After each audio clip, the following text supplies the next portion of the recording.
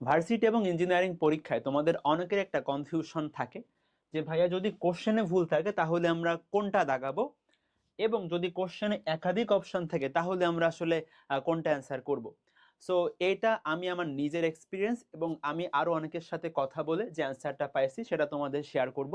এটা আসলে কোনো লিখিত কোনো কথা না যে এটা থাকলে সবসময় এটাই করতে হবে, বাট ম্যাক্সিমাম টাইমে সবাই যেটা সাজেস্ট করে সেটা আমি তোমাদের বলতেছি। ওকে, সো অপশনে কোশ্চেনে ভুল থাকলে কি করবা? প্রথমত খেয়াল করো, কোশ্চেনে ভাই ভুল থাকতে পারে দুই রকম। ঠিক আছে, ধরো তোমার একটা কোশ্চেন দিছে, সেখানে 4টা অপশন থাকবে। এখন ভাইয়া যদি তুমি যে ক্যালকুলেশন করে বের করছো একটা অ্যান্সার, যদি সেটা অপশনের কাছাকাছি হয়, যেমন আমি তোমাকে এক্সাম্পল দেই, ধরো তুমি অ্যান্সার করে বের করছো এক্স এর ভ্যালু হবে 60, ধরো কোশ্চেনে তোমাকে এক্স এর মান বের করতে বলছে। এখন তোমার 4টা অপশন আছে, একটা ধরো এর মান 4, ধরো বলছি এতে 40, বি তে বলছে 30, ধরো সি তে বলছে 65, আর ডি তে বলছে ধরো 80। এখন তুমি তাহলে অ্যান্সার কোনটা দাগাবা?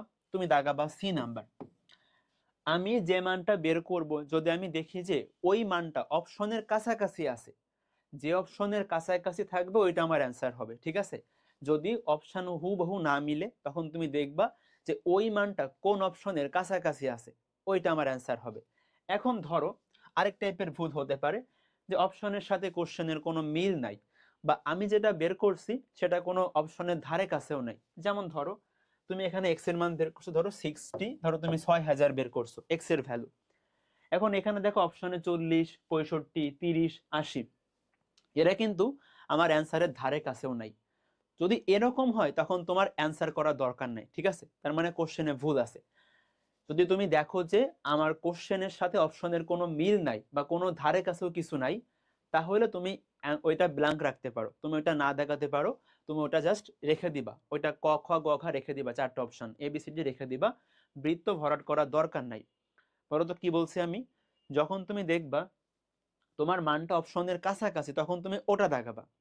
যদি তুমি দেখো যে মানটা অপশনের কাছাকাছি না, অনেক দূরে বা কোনো মিল নাই, অপশনের সাথে কোশ্চেনের কোনো মিল নাই বা একদম ধারে কাছে কোনো অ্যান্সার নাই, তখন আমি ব্ল্যাঙ্ক রাখতে পারি। অ্যান্ড আরেকটা জিনিস খেয়াল করো, যদি আমার একাধিক অপশন থাকে, ধরো আমি একটা কোশ্চেন বের করছি, একটা কোশ্চেনে 4টা অপশন থাকে, ধরো আমার দুইটা অ্যান্সার হচ্ছে, মানে দুইটা অ্যান্সারই আসলে সত্য, ধরো এ নাম্বার আর সি নাম্বার সত্য, দুইটা অ্যান্সারই সত্য, একাধিক অপশন সত্য হচ্ছে, তখন আমি কি করব? তখন তুমি যে কোনো একটা দাগালেই হবে। ঠিক আছে, তখন তুমি যে কোনো একটা দাগালেই হবে। তুমি যে কোনো একটা অপশন দাগাবা, তাহলে দেখবে ইনশাল্লাহ হয়ে যাবে। একাধিক অপশন দাগাবা না, তোমার যদি দুইটা অ্যান্সার থাকে, তিনটা অ্যান্সার থাকে, যে কোনো একটা দাগাবা। তোমার কাছে যেটা মনে হয় সেটা তুমি দাগাও। তুমি সবার প্রথমটা দাগাতে পারো অপশনগুলোর মধ্যে, যেটা যদি সেটা সত্য অপশন হয় তাহলে। তো আমি সামারি করি, সামারি হলো ভাইয়া, কোশ্চেনে ভুল থাকলে দেখবা তোমার অ্যান্সারটা অপশনের কাছাকাছি আছে কিনা, যদি কাছাকাছি থাকে ওইটা আমার অ্যান্সার হবে। এখন যদি এমন হয় যে আমি যে অ্যান্সারটা বের করছি তার সাথে অপশনের কোনো মিল নাই, তাহলে আমি ব্ল্যাঙ্ক রাখতে পারি, যদি ভুল হয় এই টাইপের ক্ষেত্রে হইলে। আর একাধিক অপশন থাকলে তুমি যে কোনো একটা দাগাবা, তাহলে ইনশাল্লাহ হয়ে যাবে। তো আশা করি তোমাদের সকল কনফিউশন দূর হয়েছে।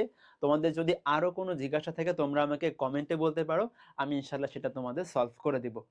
আমার জন্য সবাই দোয়া কইরো, সবাই আমাদের ফেসবুক গ্রুপে কানেক্টেড থাকবা, এফআর একাডেমি গ্রুপে। আমরা কিন্তু সামনে ভাইয়া এগ্রির জন্য অনেক বড় কিছু করবো ইনশাল্লাহ। তো সামনে 10 থেকে 12 দিনে, তো সবাই গ্রুপে কানেক্টেড থাইকো। আসসালামু আলাইকুম ওয়া রাহমাতুল্লাহি ওয়া বারাকাতুহু।